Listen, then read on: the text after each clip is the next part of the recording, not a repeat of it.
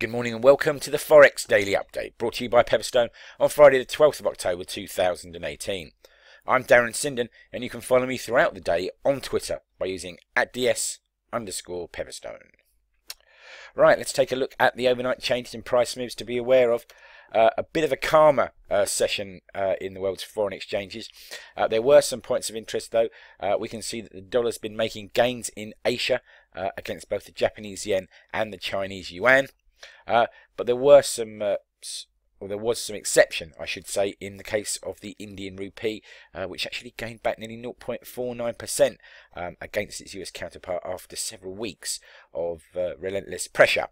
The South African rand was also a beneficiary yesterday of dollar weakness, and that gained back another 0.54%. Against the US dollar.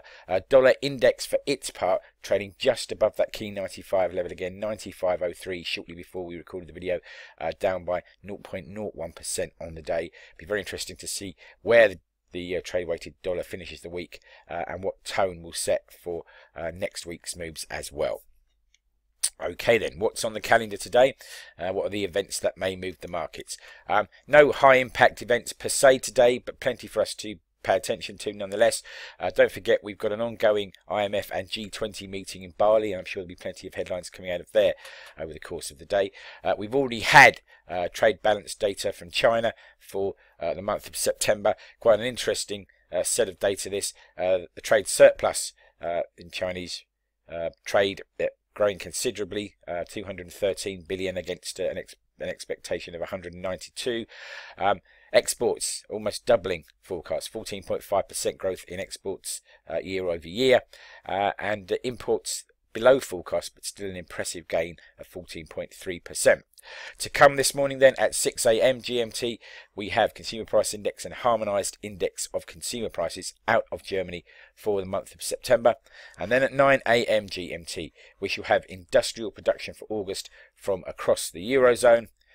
We'll also have our first central banker speech of the day, the ECB board member Lautenschlager speaking then.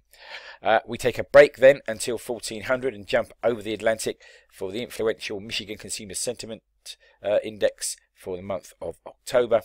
At 1630 we shall have our second central banker speech, this time the FOMC member Bostic speaking, and at 1700 to round off the day's events it's the influential Baker Hughes US oil rig count for the preceding week. Okay then, breaking news and comment that's caught my eye this morning. First of all, US and European equities sold off again, but stocks have begun to rebound in China and Hong Kong. So perhaps a bit too early to say for definite that the worst is over, but it looks like we may have found a floor, at least in some Asian markets for the moment. Staying in Asia, Singapore is expanding, but at a slower pace. Q3 GDP came in at 4.7%. A creditable performance, but below the city-state's long-term average dating back to 1975 of growth of 6.7%. And on Sunday, Angela Merkel and the CDU face the prospect of defeats in key states in regional elections in Germany.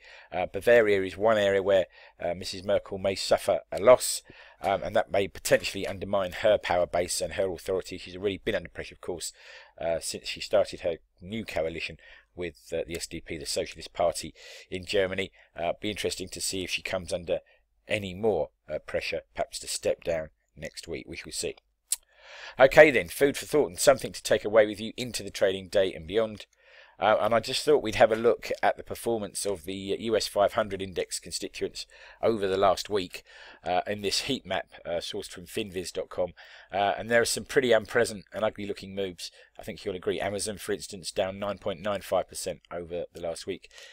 ExxonMobil, one of the world's largest oil companies, down 4.65%. Apple off almost 6% as well. Microsoft, another big faller, and banks JP Morgan and Bank of America also down by more than 6%. As we said earlier, Asian stocks are rallying. Will we see US stocks follow suit today? I think that's the question. Will we go back into the weekend with some green on the screen rather than this sea of red that we're looking at on a weekly measure here? That's something to think about and perhaps give you pause for thought over the weekend.